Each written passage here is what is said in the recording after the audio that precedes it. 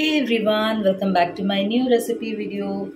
और आज मैं आपके साथ पराठे की सीरीज़ में एक और पराठे की रेसिपी शेयर करने जा रही हूँ। मैंने आपके साथ आलू के पराठे, सत्तू के पराठे, गोभी के पराठे, पनीर के पराठे और इस तरह के ढेर सारे पराठों की रेसिपी शेयर की है। और आज आपके साथ मैं मूली के पराठे की रेसिपी शेयर करने जा रही हूँ, जिसे बनाना थोड़ा मुश्किल होता है। तो चलिए फिर देख लेते हैं कि मैं किस तरीके से मूली के पराठे बनाती हूँ, क्योंकि मूली के पराठे बनाना बहुत ही आसान है। बहुत ही सिंपल तरीके से स्टफ़ मूली के पराठे और फूले फूले मूली के पराठे बन करके तैयार होते हैं। तो चलिए फिर देख लेते हैं कि मूली के पराठे किस तरीके से फूले फूले बन करके तैयार होते हैं। मूली के पराठे बनाने के लिए सबसे पहले क्या करना है कि मूली को अच्छे से धो करके साफ़ कर लीजिए। उसमें जो भी मिट्टी लगी हुई हो, कचरा लगा हुआ, उसे अच्छे से क्लीन कर लीजिए, उसे पोंछ लीजिए और उसके बाद इस तरीके से ग्रेटर की हेल्प से इसे अच्छे से ग्रेट कर लेना है।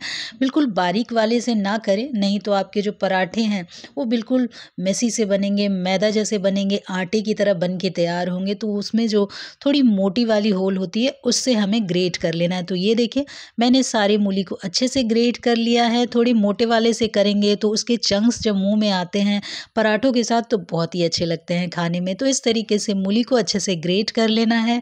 अब ले लीजिए कोई भी एक मलमल का कपड़ा या फिर इस तरीके से कोई भी एक हैंकी ले लीजिए। कॉटन की होनी चाहिए ताकि इसके अंदर से इसके जो पानी है, जो जूस है, वो अच्छे से निकल सके। तो कोई पतला मलमल का कपड़ा ले लेना है, उसके ऊपर रख देना है अपने सारे ग्रेट किए हुए मूली को। तो इस तरीके से रखने के बाद उसे अच्छे से निचोड़ लीजिए ताकि जो भी एक्स्ट्रा इसमें पानी है, इसी पानी की वजह से जब हम पराठों को स्टफ़ करके बेलते हैं तो वो पराठे जो हैं वो फट जाते हैं और फूले फूले बन करके तैयार नहीं होते। तो इसके जो एक्स्ट्रा वाटर है, एक्सेस वाटर है, उसे हमें रिमूव कर लेना है, निकाल लेना है। तो इस तरीके से साफ़ बर्तन में इस पानी को आप स्टोर कर लीजिए, क्योंकि इसका इस्तेमाल हम आगे करने वाले हैं। तो इस तरीके से एक्सेस पानी, एक्स्ट्रा वाटर जो भी मूली के अंदर है उसे आप रिमूव कर लें, निकाल लें। और उसके बाद ये देखिए, हमारे सूखे सूखे और थोड़े ड्राई, थोड़े मॉइस्चर वाले मूली के घिसे हुए इस तरीके से स्टफिंग बन करके तैयार हो चुके। अब चलिए इसके लिए एक डो लगा के तैयार कर लेते हैं। तो मैंने लिया है लगभग 2 कप के करीब गेहूं का आटा। उसमें 1 बड़े चम्मच के करीब मैंने रिफाइंड ऑयल ऐड किया है। आप चाहें तो मेल्टेड बटर या घी को भी ऐड कर सकते हैं। अब हमने जो मूली से पानी निकाला था ना, उस पानी का इस्तेमाल हम यहाँ करेंगे डो लगाने के लिए। तो इस पानी का इस्तेमाल करके ही हम इस तरीके से मूली के पराठे के लिए आप डो लगा करके तैयार करें। इससे हमारे जो मूली के अंदर जो भी न्यूट्रिएंट हैं वो उसी में रहेंगे, मतलब हमारे पराठों के अंदर ही रहेंगे, उसका फ्लेवर, स्वाद सब कुछ आता रहेगा। तो उसी पानी से आप डो लगा करके तैयार कर सकते हैं। अगर आपको और एक्स्ट्रा पानी की नीड हो तो आप प्लेन वाटर का इस्तेमाल कर सकते हैं। और ये देखिए, इस तरीके से डो लगा करके रेडी कर लेना है। अब इस डो को ना ही बहुत हार्ड बनाना है और ना ही बहुत ही सॉफ्ट बनाना है, मतलब एक सेमी डो लगा करके तैयार कर लेना है। उसके बाद इस डो को कम से कम 15 से 20 मिनट के लिए रेस्ट करने के लिए छोड़ दें। जब भी आप पराठा बनाएं 15 से 20 मिनट डो को ज़रूर रेस्ट करने के लिए छोड़ें। उसके बाद उस आटे से जो पराठा बनेंगे वो बहुत ही सॉफ्ट और नरम बन के तैयार होंगे। चलिए अब जो हमने मूली को घिस करके तैयार किया था उसमें कुछ मसाले और कुछ इंग्रेडिएंट्स ऐड कर देते हैं। तो मैं इसे सिंपल तरीके से ही रखती हूँ, एक्स्ट्रा मसाले इसमें ऐड नहीं करती।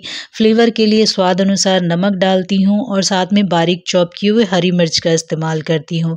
अगर आप और कोई मसाले इस्तेमाल करते हो तो आप इस स्टेज पे वहाँ डाल सकते हैं, जैसे हल्दी मसाला, रेड चिली पाउडर या गरम मसाला, जो भी आप इसमें ऐड करना चाहें, अजवाइन ऐड करना चाहें आप ऐड कर सकते हैं। और सबको आपस में अच्छे से मिक्स कर लीजिए, मिला लीजिए। तो ये देखिए, हमारी स्टफिंग बन के तैयार हो चुकी है, हमारा डो लग कर के तैयार हो चुका है। चलिए अब इसे हम स्टफ़ करते हैं।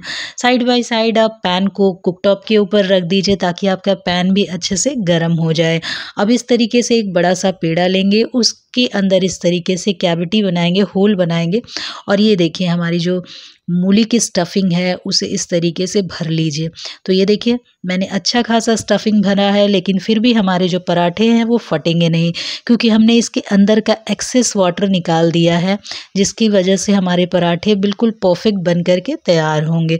अब इसे इस तरीके से अच्छे से बंद कर दीजिए, सील लॉक कर दीजिए। सरफेस पे डालेंगे थोड़ा सा आटा डस्ट कीजिए और उसके बाद इसके एक बहुत मोटी नहीं और बहुत भी पतली भी नहीं।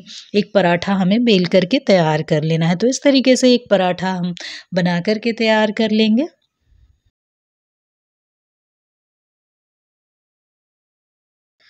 तो ये देखिए हमारे जो मूली के पराठे हैं वो बिल्कुल बेल करके तैयार हो चुके हैं और ये बिल्कुल फटे नहीं हैं। ये ज़रा सा भी नहीं फटते अगर इस तरीके से आप इस ट्रिक से आप इसे बना करके तैयार करेंगे। अब मैंने साइड में कुक टॉप पे रख दिया था एक पैन। हमारा पैन जो है वो बिल्कुल अच्छे से गर्म हो चुका है। अब उलटते पलटते हुए घी, ऑयल या फिर बटर डाल करके आप अपने पराठों को बिल्कुल क्रिस्पी होने तक सेक लीजिए। ये देखिए हमारे पराठे जो हैं वो बिल्कुल फूल करके तैयार हो चुके हैं, फूले फूले और बिल्कुल परफेक्ट बन करके तैयार हुए हैं। इसे उलटते पलटते हुए अच्छे से प्रेस करते हुए और बिल्कुल क्रिस्पी बना करके तैयार करेंगे। तो ये देखिए हमारे मूली के पराठे बिल्कुल परफेक्ट बन करके तैयार हुए हैं। तो बस इसी ट्रिक से अगर आप मूली के पराठे घर पे बनाएंगे तो आपकी मूली के पराठे भी बिल्कुल नहीं फटेंगे और बिल्कुल फूले फूले क्रिस्पी बन करके तैयार होंगे। तो इस तरीके से और इसी ट्रिक से आप भी घर पे बहुत ही आसानी से मूली के पराठे बना करके तैयार कर सकते हैं और उसे आप इंजॉय कर सकते हैं। तो इस विंटर आप भी मूली के पराठे बेझिझक बना के तैयार कीजिए। बिल्कुल फूले फूले बनेंगे और बिल्कुल परफेक्ट बनेंगे। उसके अंदर से पानी भी नहीं निकलेंगे और बिल्कुल वो क्रिस्पी बन करके तैयार होंगे। तो ये देखिए हमारे फूले फूले लाल लाल क्रिस्पी मूली के पराठे बन करके तैयार हो चुके हैं और इस तरीके से आप भी मूली के पराठे घर पे बहुत ही आसानी से बना करके तैयार कर सकते हैं। मैंने इस लाल लाल और क्रिस्पी मूली के पराठों को मूली और गाजर के अचार के साथ और साथ में केचप के साथ सर्व किया है, जो खाने में बहुत ही शानदार लग रहे थे।